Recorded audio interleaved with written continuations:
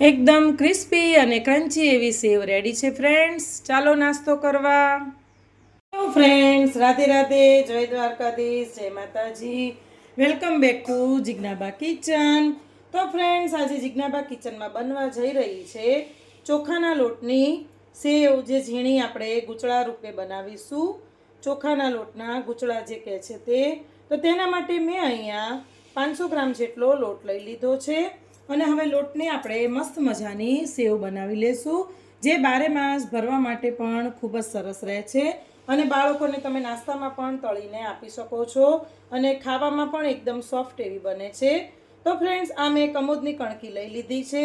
તેની અંદર મેં 1 કિલોએ 100 ગ્રામ સાબુદાણા એડ કરીને દળી લીધી હતી. એમ પણ ચોખાના પાપડમાં હું આ જ માપ રાખું છું, એટલે બહુ જ મસ્ત પોચા એવા ચોખાના પાપડ બને છે. તો તે જ લોટમાંથી આપણે સેવ પણ બનાવી લેશું. તો ચાલો ફ્રેન્ડ્સ, હવે આપણે ચોખાના લોટની સેવ માટે પાણીને ઉકાળીને તૈયાર કરી લઈએ. તો ફ્રેન્ડ્સ, ચોખાના લોટની સેવ માટે પાણી પણ ઉકળવા મૂકી દીધું છે. હવે આપણું પાણી પણ સરસ ઉકળી રહ્યું છે. હવે તેમાં આપણે બધા મસાલા કરી લેશું. તો ફ્રેન્ડ્સ, સૌથી પહેલાં આપણે લીલા મરચાંનો ઉપયોગ નથી કરવાના, એટલે આપણે મરી પાવડર તેમાં એડ કરી દઈશું. તો ફ્રેન્ડ્સ, મેં અહીંયા 1 ચમચી જેટલો મરી પાવડર લઈ લીધો છે.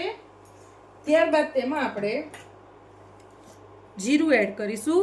તો ફ્રેન્ડ્સ, મેં અહીંયા દળેલું જીરું આવે છે તે લઈ લીધું છે. તો ફ્રેન્ડ્સ, 1 ચમચી જેટલું મેં દળેલું જીરું એડ કરી દીધું છે.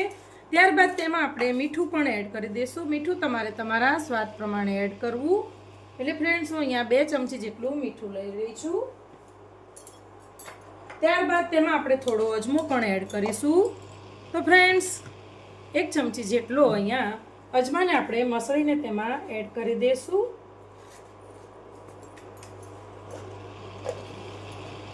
ત્યારબાદ તેમાં થોડો આપણે પાપડીઓ જે ખારો આવે છે તે આપણે એડ કરી દઈશું, જેનાથી સેવ એકદમ સોફ્ટ બનશે. તો જો ફ્રેન્ડ્સ, આટલો હું ખારો પણ અંદર એડ કરી દઈશ. અને હવે આપણે આ પાણીને ઉકાળી લેવાનું છે. હજી આપણે આ પાણીને ઉકળવા દઈશું. ફ્રેન્ડ્સ, તમે જોઈ શકો છો કે આપણા પાણીમાં સરસ ઉભરા આવી રહ્યા છે. અને હવે આપણે પાણીને બંધ કરી દઈશું અને તેનો મસ્ત મજાનો લોટ બાંધી લેશું તે પાણીથી. તો ચાલો ફ્રેન્ડ્સ, હવે પહેલાં આપણે ચોખાનો લોટ બાંધી લઈએ.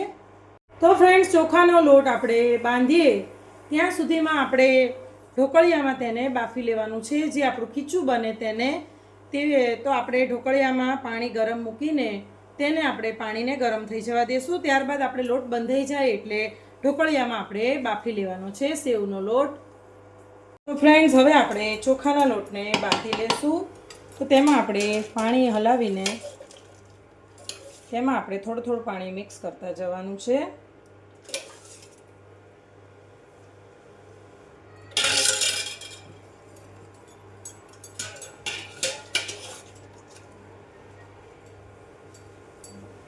તેનો એકદમ સોફ્ટ ડો રેડી કરી લેવાનો છે આપણે.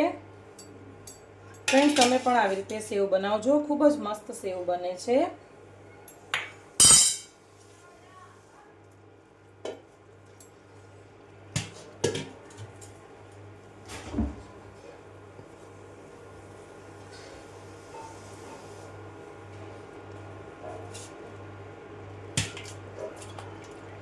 આવી રીતે મસાલો નીચે બેસી જાય તો તેને હલાવીને પાછું લોટમાં એડ કરી દેવાનું છે.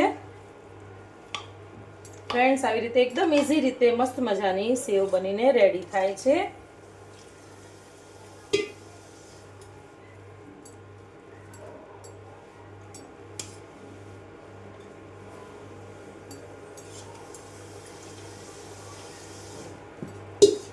ફ્રેન્ડ્સ, પરફેક્ટ માપ પાણીનું આવી ગયું છે. અને હવે આપણે લોટને થોડી વાર માટે ઠંડા થવા દેશું અને મસ્ત રીતે તેને ચીકવી લેશું. તો ફ્રેન્ડ્સ, તમે જોઈ શકો છો કે આપણો ડો સરસ બંધાઈ ગયો છે. હવે આમાંથી આપણે નાના નાના લુવા લઈ લેશું. જો આવી રીતે તેના લાંબા રોલ કરીને તેને બાફી લેવાનું છે. એટલે સીધું આપણે જે આપણો સંચો હોય સેવ પાડવાનો એમાં જ તેને નાખવાનું રહે. આવી રીતે આપણે તેના બધા રોલ કરી લઈએ. તેલના હિસાબે હાથમાંથી થોડું સ્લીપ થઈ ગયું ફ્રેન્ડ્સ.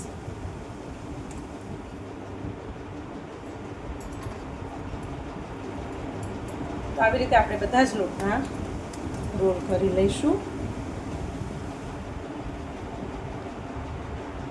તો ફ્રેન્ડ્સ આપણા બધા જ રોલ રેડી થઈ ગયા છે અને હવે આપણું પાણી પણ સરસ ઉકળવા લાગ્યું છે અને આપણે બધા જ ઢોકળિયામાં આ રીતે ગોઠવી દઈશું. તો ફ્રેન્ડ્સ જો આવી રીતે બધો જ લોટ ગોઠવી દીધો છે અને હવે તેને આપણે 5 થી 7 મિનિટ માટે બફાવા દઈશું. તો ફ્રેન્ડ્સ આપણો ડો રેડી થાય ત્યાં સુધીમાં આપણે મશીન જે સંચો છે તેને પણ તેલ લગાવીને તૈયાર કરી લેશું. તો ફ્રેન્ડ્સ આપણે આ જાળી લેશું. તો ફ્રેન્ડ્સ જો આવી રીતે આપણે તેલ લગાવી લેવાનું છે અને સંચાને પણ ઓઇલથી ગ્રીસ કરી લેવાનો છે.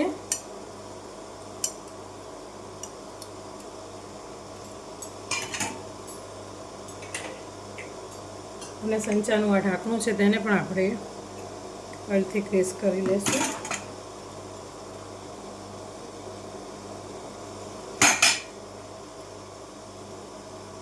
તો ફ્રેન્ડ્સ હવે આપણો લોટ બફાઈ ગયો છે ને કે નહીં તે જોઈ લઈએ. તો ફ્રેન્ડ્સ આપણો લોટ સરસ બફાઈ ગયો છે. જુઓ, હવે તેને આપણે કાઢી લેશું અને ગેસની ફ્લેમને બંધ કરી દઈશું.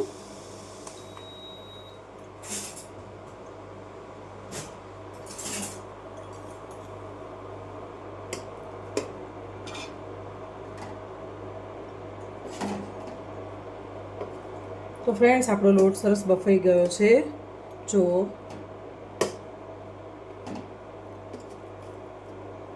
તેને આપણે મસળી લેવાનો છે.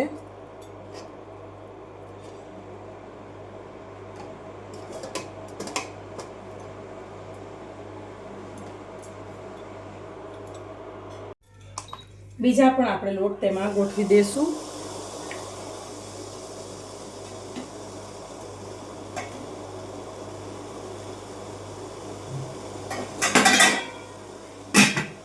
અને તેને પણ આપણે સ્ટીમ કરી લેશું.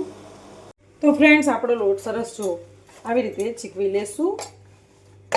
એકદમ મસ્ત રીતે ચડી ગયો છે લોટ આપણો. અને હવે તેમાંથી રોલ કરીને મશીનમાં આપણે ભરી લેશું.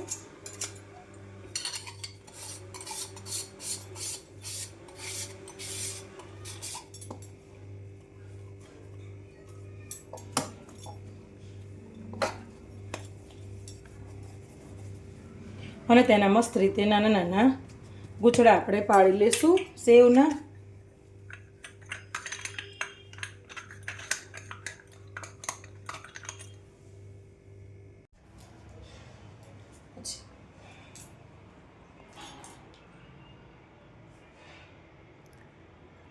હવે 2 મિનિટ બંધ.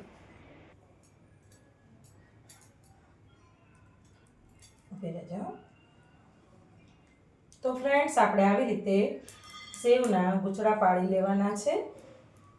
જો ફ્રેન્ડ્સ, તમે પણ આવી રીતે સંચાની મદદથી સેવ બનાવી લેજો. ખૂબ જ સરસ બને છે.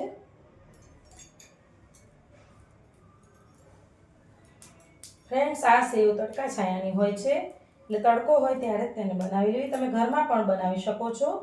ફ્રેન્ડ્સ, હું અત્યારે ઘરમાં જ બનાવી રહી છું. તમે પંખા નીચે પણ આ સેવ બનાવી શકો છો અને રાત્રે પણ જે નોકરી કરતો વર્ગ હોય તે રાત્રે પણ બનાવી શકે છે. તો ફ્રેન્ડ્સ, આવી રીતે આપણે બધા જ ગૂંચળા બનાવી લેશું. તો ફ્રેન્ડ્સ, આપણી સેવ કે જે ચોખાના લોટના ગૂંચળા તે મસ્ત રીતે પડી ગયા છે. હવે તેને આપણે સૂકવવા દઈશું અને તેને સુકાઈ જાય પછી તળીને તેનું પણ શૂટિંગ ઉતારી લેશું. તો ચાલો ફ્રેન્ડ્સ, હવે આપણે ગૂંચળાને સૂકવવા દઈએ. તો ફ્રેન્ડ્સ, આપણા જે સેવોના ગૂંચળા છે તે ફર્સ્ટ ક્લાસ સુકાઈ ગયા છે. જો ફ્રેન્ડ્સ, તમને હું એકદમ નજીકથી પણ બતાડીશ. જુઓ, મસ્ત એવા બનીને રેડી થઈ ગયા છે. હવે આપણે ગૂંચળાને તળી લેશું. તો ફ્રેન્ડ્સ, સેવ તળવા માટે મેં અહીંયા તેલ મૂકી દીધું છે. તેલ આપણું આવી જાય એટલે તેમાં આપણે સેવોને તળી લેવાની છે. તો ફ્રેન્ડ્સ, આપણું તેલ આવી ગયું છે અને હવે તેમાં આપણે સેવ એડ કરી દઈશું અને મસ્ત રીતે આપણે સેવને તળી લેશું. તો જો ફ્રેન્ડ્સ, કેવી સરસ સેવ આપણી રેડી થઈ રહી છે.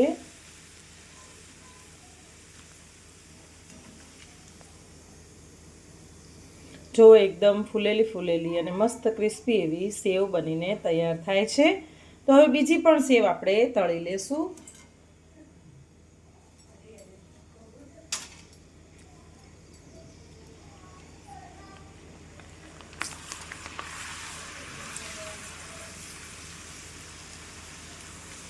તો આપણે આવી રીતે બધી જ સેવોને તળી લેશું. જો ફ્રેન્ડ્સ, એકદમ ક્રિસ્પી એવી સેવ નાસ્તામાં પણ તમે ભરી શકો તેવી સેવ બનીને રેડી થઈ ગઈ છે. તો ફ્રેન્ડ્સ, તૈયાર છે આપણી ચોખાની સેવ. તો તમે પણ જરૂરથી આવી રીતે ચોખાની સેવ ટ્રાય કરજો. ખૂબ જ સરસ બને છે અને નાસ્તામાં પણ તમે બાળકોના ભરી શકો તેવી તૈયાર થાય છે. તો ફ્રેન્ડ્સ, ચાલો ફરીથી મળીશું જિજ્ઞાબા કિચનમાં નવી એક વાનગી સાથે. અને હા ફ્રેન્ડ્સ, જો તમારે મારી નવી વાનગી કઈ આવશે તે જોવી હોય તો મારી ચેનલને લાઇક, શેર અને સબસ્ક્રાઈબ કરજો અને પેલી બેલ આઇકોન પ્રેસ કરવાનું ભૂલતા નહીં. અને હા ફ્રેન્ડ્સ, મારા ફેસબુક પેજને પણ લાઇક કરવાનું ભૂલતા નહીં. તો ફ્રેન્ડ્સ, ચાલો ફરીથી મળીશું નવી એક વાનગી સાથે જિજ્ઞાબા કિચનમાં. રાધે રાધે, જય દ્વારકાધીશ, જય માતાજી, બાય બાય.